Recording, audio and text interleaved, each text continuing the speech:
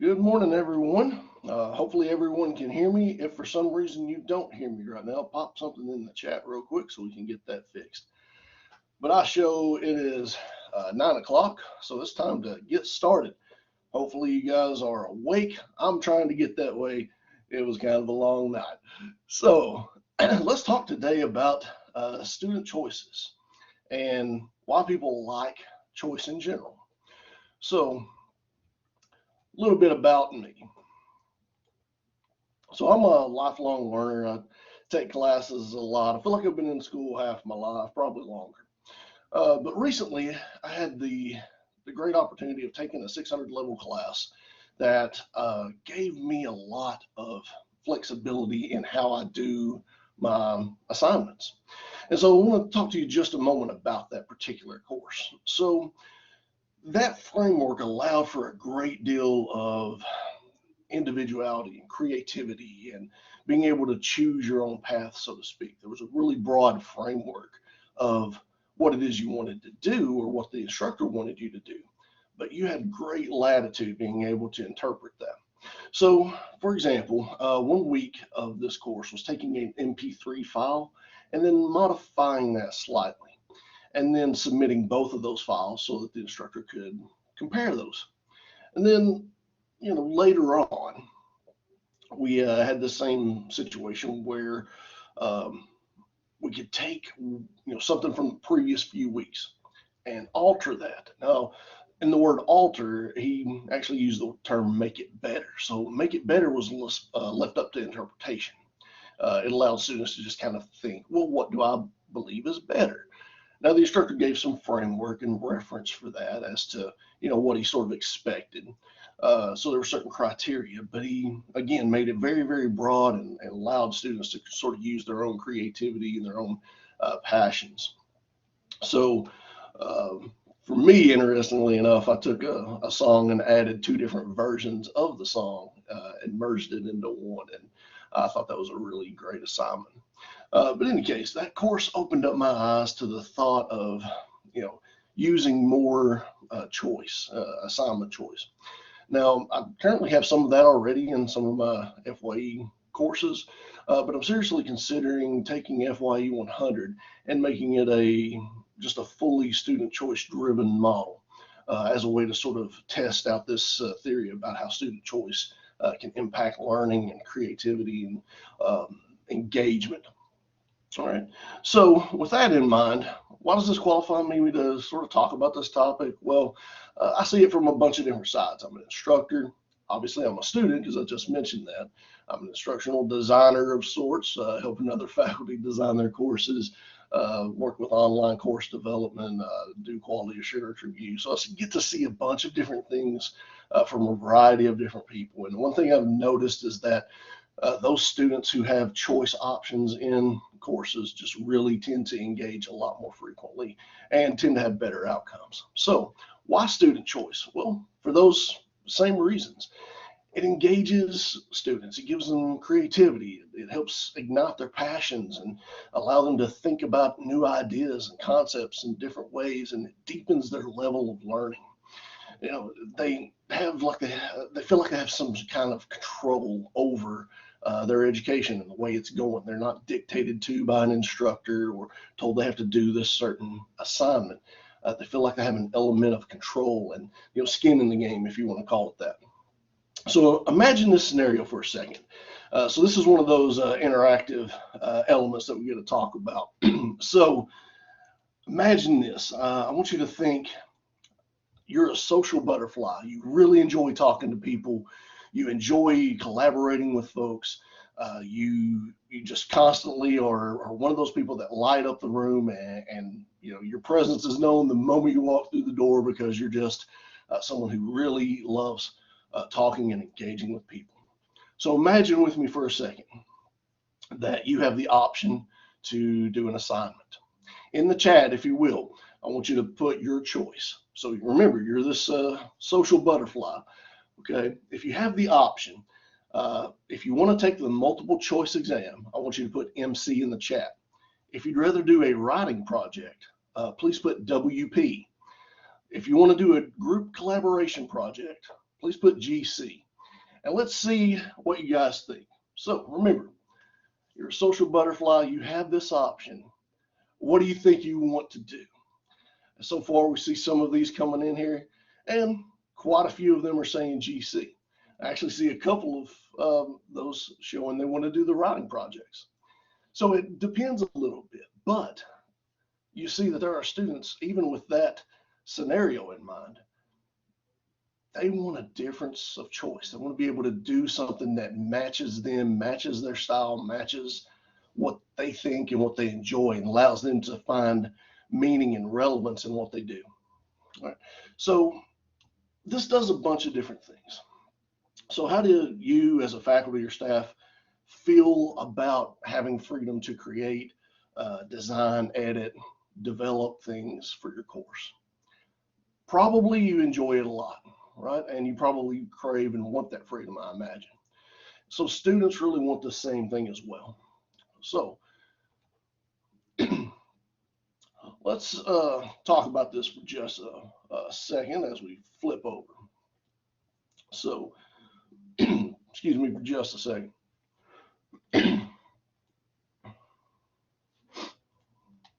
Now,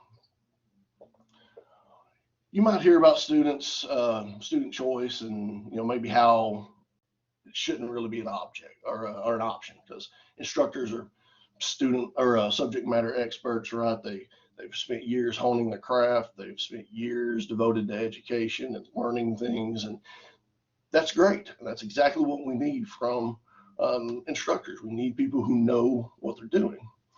But at the same time, it stands to reason that the sage on the stage, as they call it, the person who is up there giving information, uh, they should have some control over who, what, where, when, why, and how the course is taught, and how instruction is delivered, right? But let's take a viewpoint that's slightly different from that. Let's see if that tried and true learning method is actually the best way to learn. So when we talk about changes in education over time, you can kind of see on the PowerPoint there that we've changed over time, and as most things tend to do, we evolve and move. So now we're kind of in this new situation where we're in this fourth wave of the Industrial Revolution. And so what this means is that there's new ways of thinking, creating, collaborating, learning that have evolved and changed as society and times have changed. So the skills that were valued 100 years ago, or maybe even 20 years ago, aren't necessarily the skills that employers value today. So when you look at the fourth wave of education, the fourth wave of the Industrial Revolution, the 21st century skill sets that employers value are things such as critical thinking, autonomous thinking, problem solving, digital and technical skills, being able to communicate well, and the ability to persevere. Right. So real world applications become something that's of paramount importance. So learning how to learn has become more valuable than being able to ace a test. The test can sort of define you for a finite period of time, and you may retain some of that information. But if you can actually learn how to learn, that's a life altering situation. That means that from now going forward, you can pretty much discover what you need to discover when that time comes. So as we move forward, learning is going to become more and more personalized, more data driven, use more technology than ever before to enhance learning. So when it comes to learning, there's plenty of choices, and choice is important, right? So when we take a look at this, students want to feel more connected to their work. They want to know that it has meaning, that it has relevance, that it helps them in what they're trying to do with a chosen profession. Students often lament about busy work because they don't really see a direction or a correlation, or they don't really see anything that relates to what they're doing. They just see, a test or a quiz that I've got to get through. All right. So students today, regardless of any age, whether it's regular student, non-traditional student, they want to know that learning what they're learning and why they're learning is beneficial, not just for a grade in school or just because an instructor says so. So think about this for a second. Younger students today are caught up in TikTok and YouTube, and perhaps you are as well. Maybe you find yourself going down the rabbit hole. I often find myself spending hours on YouTube with just pointless videos watching and playing. But they consume information from a variety of different sources all day long, namely social media, and all that information comes to them at light speed, vastly different than what it used to be. So they make decisions in an instant based upon whether or not they want to learn something. Or, adult learners basically do the same thing, right? We all have a finite period of time, but we think of things differently sometimes. We have families and careers and maybe adult parents, right? Households, bills, health issues, other things that vie for our time. Right. So is it any wonder sometimes that students check out of class or fail to turn things in? They just, if they don't see the relevance in what it is they're doing, then it may get pushed very, very far down their list of priorities.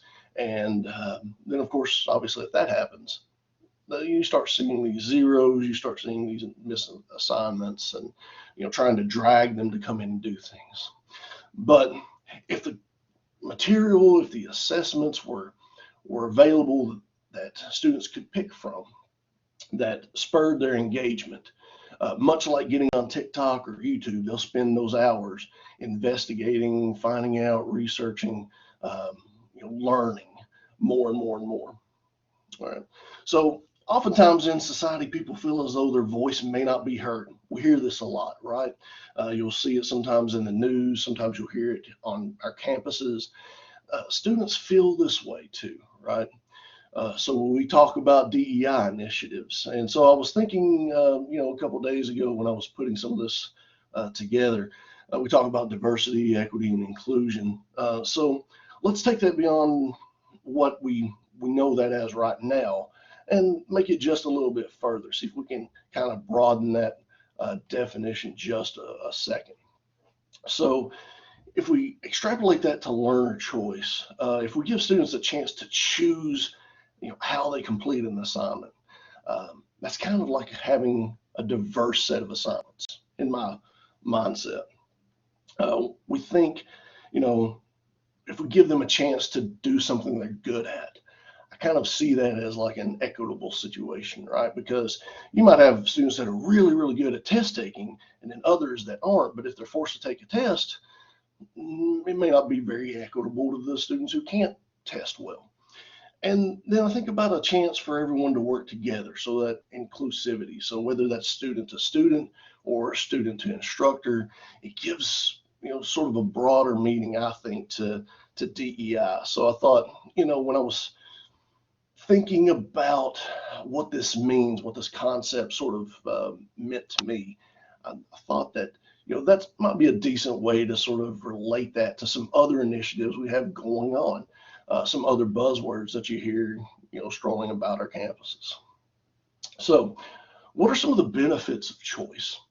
Well, there's quite a few of them, as you can see on there. But when students are given a choice and when they're given the right kind of guidance, to make sure that they learn what they need to learn, they have the right kind of outcomes, students are often more successful. They take ownership of their particular education and assignments and assessments. They realize they have a measure of control in how they learn. This kind of empowerment is great for people, right? You like it in your life, students like it in their lives. They help establish this learning how to learn mindset, which far surpasses anything we can normally do just by giving exams, right?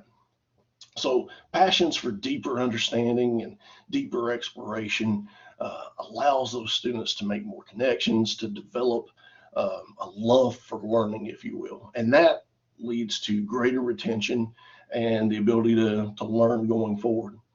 If you think back for a moment, think about maybe one of the classes you took, maybe a class that you really enjoyed, or assignments or assessments that you enjoyed.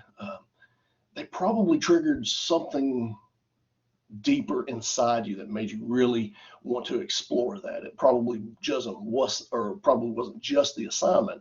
It was probably something that triggered some other kind of emotion or thought or something that you really cared about, right? So if you had the opportunity to do those kinds of assignments, wouldn't you think that would be a good thing?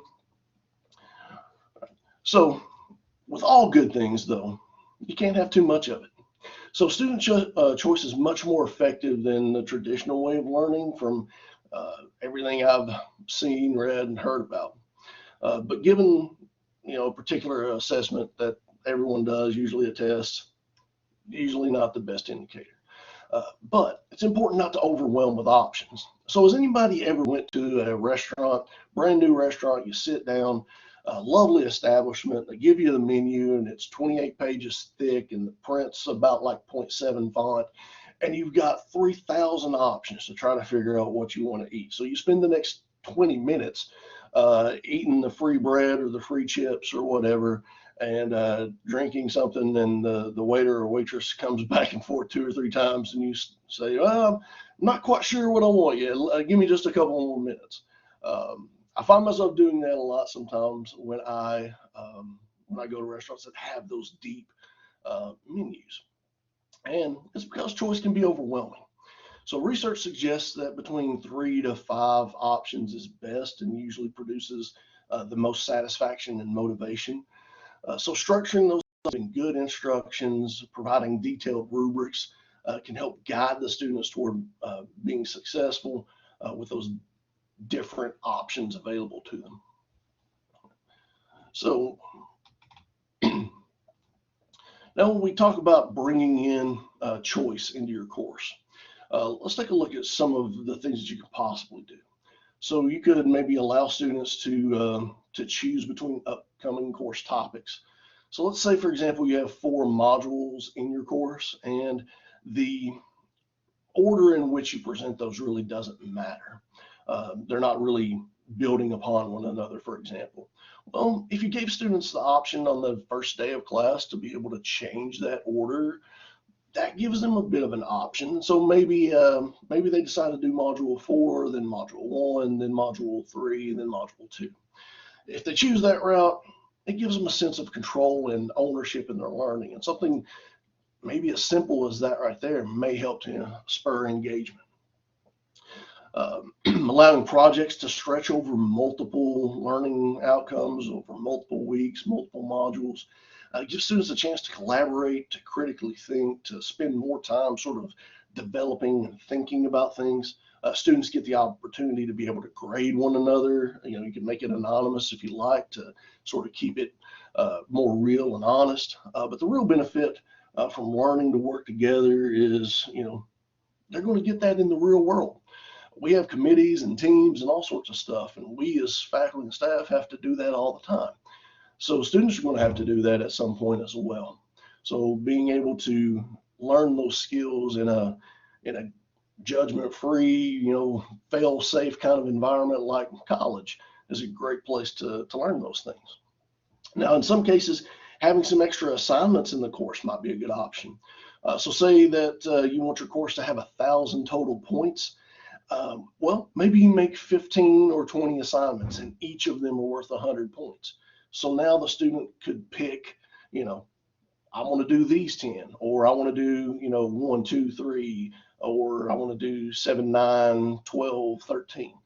The point is, students wouldn't have to do all of those assignments, and you obviously wouldn't have to grade all of those assignments. But students could pick the ones that they feel like they could do the best in. Now, you might even have the option of doing a presentation, an exam, a video, an art project, something that engages the students a bit more. Students will benefit from these kind of outcomes, and they've got plenty of options that are available to them. So again, they get to kind of choose and be empowered to make decisions that work for them. You as the instructor, you get a benefit from a variety of assignments. You don't have to see the same things over and over again.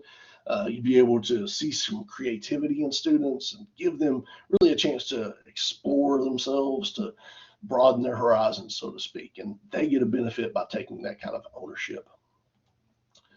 So in this particular study, we'll talk about it here in just a second, but Weimer's Learning Center or Learning Center teaching model suggests that having instruction or having instructors alter their role from being a sage on the stage, so to speak, someone who lectures and is seen as sort of the end-all, be-all, final decision maker of everything in the course, to being a guide on the side, someone that allows for student freedom, autonomy, empowerment to explore learning. That kind of learning-centered model can really help spur, the type of things that we've been talking about. Making assignments richer and more fulfilling for students. So in a Robert Morris study from two online CIT classes, each of these classes had different instructors. And it was just for the university to sort of see how this learning-centered approach would work. Of course, it didn't go across the entire university. It was mostly centered just on them. But the whole idea, the whole purpose of this was to show that students did better. So the vast majority of students, regardless of which course it was, because each course had different assignment options and different ways of going about it, but the choice was there. And so regardless of those courses, the overwhelming majority of students ended up passing the class with a C or better, right? So some of the comments that students left at the end of course evaluations were that it made the course much more exciting. I love the a la carte type of assignments. It helped with learning. It helped me to not be bored with the material, which may often always be a source of disengagement, just having this sense of being bored with the material. They liked that they could pick up assignments that fit how they learned. The class was fun and gave them creative ways to learn. And they wished overall that the university would make more classes like this. So when it comes down to it, students do want to learn, they do want to do well, they do want to engage and participate. We just have to sort of help them go in that direction. We have to help them because the methods of teaching that sometimes are being used that are commonplace aren't necessarily working for them at this particular moment in time. So if we want to see more students be successful, we need to work towards providing different options that allow them to use their skill sets, their creativity, their passions to do their best work. So thank you all very much for coming in, for sitting into this, for listening to us talk about student choice. I want to pop over to the chat for just a moment and see what's been going on and see what's happening here. So I see some comments about choice boards. Those are great. Love those ideas. You see a lot of those, I think, popping up in some of the grade school courses. Yes, Charmin PowerPoint will be available. In fact, you can look in the upper corner and see a little box with a down arrow that should be available to you. That means you can download it right now, this instant, not have to wait for me. So does anyone have any questions? We have maybe one or two moments before we have to sort of leave this room before they kick us out. But if you have any questions, feel free to pop it in the chat.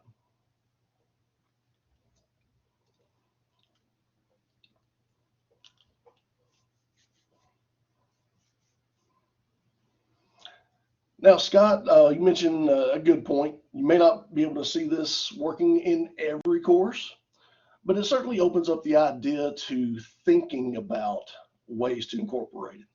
Sometimes that's the biggest drawback, is we don't really see beyond what we're familiar and customary with doing, right? We see what we see. Sometimes we have to think a little bit differently. I do believe it'll work, but not everything works for every course in all situations, right? But I do think there are some things that can definitely be implemented that allow you to have some of that autonomy that students like and enjoy. All right.